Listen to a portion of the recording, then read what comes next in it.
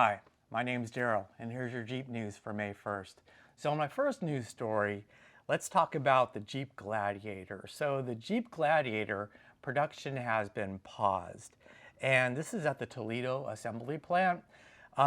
It looks like they paused production starting Monday, and it's probably just gonna be for a week, but it was because of some sort of parts issue. Stellantis said that Gladiator production was paused to align parts inventory with demand. So, it's no mystery that they've been having problems selling the Jeep Gladiator. And I think it's still primarily because just the price of the Gladiator, as well as the limited amount of drivetrain options. So it's just got the V6 Pentastar. But they've been doing a lot. They've been discounting the price of the Gladiator at dealerships, and they've also been offering a lot of incentives, and so they have been selling them just recently. I'm really hoping this kind of the production line stoppage is kind of to prepare for some changes. They've been promising the 4xe Gladiator for 2025, and we really haven't heard anything. So, I did report a couple of weeks ago about the kind of new transmission that's going to be available for both the Gladiator and the 4xe, as well as the Wrangler 4xe, giving it a kind of a bump in horsepower.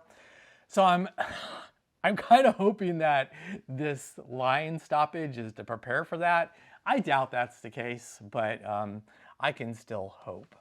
So Stellantis has been doing a lot in regards to trying to figure out the whole tariff situation. I think they're preparing to do some changes in regards to where they're manufacturing vehicles. So the Chrysler Pacifica, it's currently manufactured in Canada, and I believe they're probably going to be moving that manufacturing to the United States, likely at probably the Warren truck plant. And I think they're going to be also moving the Dodge Charger Daytona, the EV, and they're going to also be moving that out of Canada. Now, I kind of wish they would just halt the Dodge Charger Daytona altogether and focus on the six-pack version or the inline six and have that produced at the Warren assembly plant. But we'll see. But I really believe that Stellantis is going to be moving a lot of their vehicles to the United States manufacturing. I think the one that they're going to have a problem with are the heavy-duty trucks and the Ram 1500. So the 2500 and the 3500. Those are currently manufactured in Mexico, along with the engines that go with those vehicles. So I think they're going to have a hard time moving that, but maybe Stellantis can figure that out as well. Now, in my next news story, I want to focus on the Jeep Wave Customer Care Program. So if you don't know, I actually found this on the 4xe Facebook group. Somebody posted it. And it seems like the Jeep Wave Customer Care Program, they announced that it's going away. Not great, because they announced that it's going away before the other program is going to be coming in place. So this story right here in this screenshot talks about them sunsetting the Jeep Wave program on May 1st, but they are planning on replacing it with something called the Flex Care Vehicle Protection Program. But it seems like they probably should have had that in place before this Jeep Wave went away, and maybe called it something other than the Flex Care program. I don't know if it's going to be some sort of a paid subscription that you have to purchase. But I mean, the Jeep Wave program, it gives you some things. So if you aren't familiar with the Jeep Wave program, it's kind of a loyalty program, and it comes with every new, or it used to come with every new Jeep vehicle purchase. So it offered 24 months of kind of maintenance free with tire rotations and oil changes. It also offered towing for any vehicle still covered under the powertrain warranty, 5 years and 60,000 miles. And it also had kind of dedicated owner support. So if you needed to make, an appointment with your service advisor, you could just call the Jeep Wave program to get that done. And they also had a live chat option. So yeah, that's going away. Hopefully whatever they replace it with is just going to be just as good, or maybe they rename it something else, the Jeep Duck program. I don't know. but we'll see. Our next story is about tariffs. So Mopar insiders, and you've probably seen this, a couple of days ago it was announced, I think it was announced on Tuesday, that the Trump administration is making some changes in regards to tariffs. So they really don't want manufacturers to be double charged for tariffs. So for instance, if you pay a 25% import fee for importing a vehicle into the United States, they don't want you to also pay other tariffs, like for steel or aluminum or parts. So one of the things that they're doing is, especially for manufacturers that build their vehicles in the United States, the final assembly of the vehicle in the United States, but they import parts from outside of the United States, they want to incentivize building in the United States. And so they are planning on giving manufacturers a rebate for those imported parts. And so this story comes from Mopar Insiders. They kind of break it down really nicely. But basically, the Trump administration is going to give manufacturers a 3.75 credit off of MSRP during the first year of the tariffs, starting May 3rd. And that figure is going to drop to 2.5% in the second year. But basically, if the majority of the products that you import, 85% of it, comes off either through the US or USMCA, so that's the Canada or Mexico agreement, that your manufacturing of the vehicles will basically be tariff-free for the first year under the new order, and probably mostly for the second year. So this kind of goes along with it. Automotive News reported that Stellantis is saying that 80% of the parts in US-made vehicles will comply with USMCA.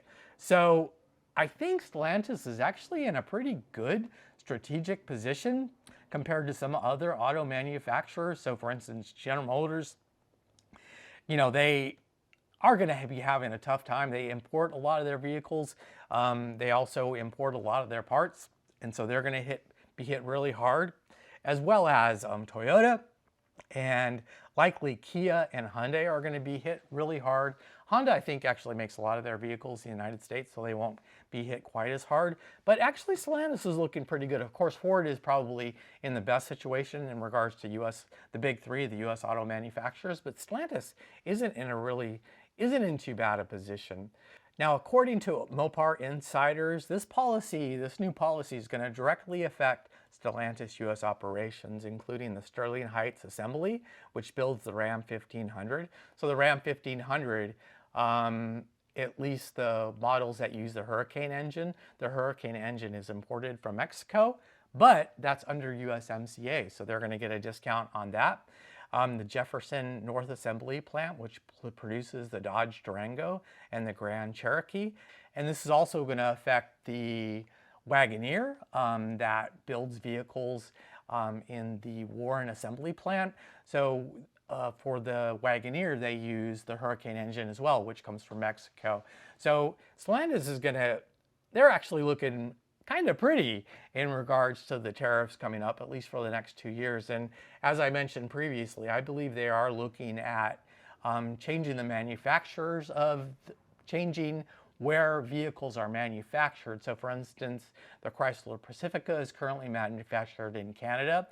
I think that they probably could move the manufacturing of that Chrysler Pacifica within the United States. Now, Stellantis has a lot of manufacturing facilities, a lot of assembly plants that are either underutilized or currently not being utilized at all. So they have the Belvidere plant, which is kind of in the middle of some renovations, but they could bring that plant back online, as well as the Warren Assembly plant, which currently manufactures the Wagoneer. And I believe they have extra kind of production capabilities at that assembly plant, and they could probably move the Chrysler Pacifica to that plant, as well as perhaps the Dodge Daytona, at least the six-pack version of it. So that would be, that would allow that vehicle to be import-free for the first couple of years, as they perhaps move some of the, like the inline six, the Hurricane engine, maybe they move manufacturing of that engine into the United States. In my next story, let's talk about some upgrades that Stellantis has recently made in regards to their electric vehicles or battery electric vehicles. So the Dodge Daytona EV, as well as the Wagoneer-S EV, they've had a lot of little problems. So, they made a number of software updates prior to them being released, but they still, they're still sort of buggy. They have the vehicles kind of constantly going into limp mode, as well as the vehicles not actually being able to be started. So owners actually have to disconnect the battery cables, kind of give it a reset, and then connect it again in order for the vehicle to start again.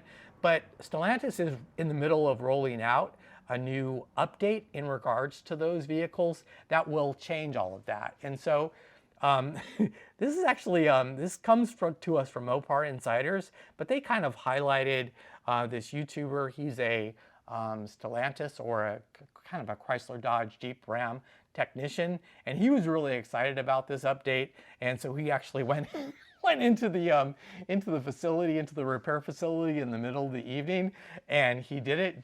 And supposedly the update went really well, and it's had no problems since he's done the update. So it's good that Stellantis is going to keep working on making improvements or kind of fixing all the bugs that they're going to have on the EV platform, on the Wagoneer-S and the Dodge Charger Daytona EV. I really think they're going to I don't think they're going to halt production of those or manufacturing of those vehicles, but I think they've seen that the US is really less interested in EVs, and so they're probably going to really cut down on the manufacturing of those vehicles. You could still probably get one, but I would say that they're going to be somewhat limited in availability just because there hasn't been, a lot of interest in those vehicles. In my last news story, this is about the patent that was recently granted on this small compact truck called the Rampage. So the Rampage is currently manufactured in South America, and it's a really popular vehicle. I guess there's no mystery that the compact truck market in the United States has been really, really high. So a lot of consumers are really interested in a truck, especially a compact truck that gets decent fuel economy. So the Ford Maverick has sold really well as the Hyundai Santa Cruz. And so this vehicle would directly compete with those vehicles. Now, this vehicle that's currently built in South America, it's got a really nice drivetrain. So it has the 2-liter Hurricane inline-4 engine. So I actually currently have that in my Jeep Wrangler, and that Hurricane engine, it's really potent. And Stellantis is coming out with a newer version of that Hurricane inline-4 engine that makes even more horsepower and is more efficient. Now it's paired with a ZF 9-speed automatic transmission. They actually have a diesel version that's available outside of the United States. I doubt we'll get the diesel version, but I'm pretty excited about them bringing a compact truck into the United States. Now, Tim Kuniskis, he's the CEO of Ram, he said that a couple weeks ago, he said that they're looking at bringing in 15 new products underneath the Ram brand. And so I have to believe that they're looking at bringing a compact truck as well as kind of a mid-sized truck, somewhat like the Ford Ranger, making that available under the Ram brand. And I think those would do really well. And this is Daryl with your Jeep News, and hope to see you in the next one again very soon.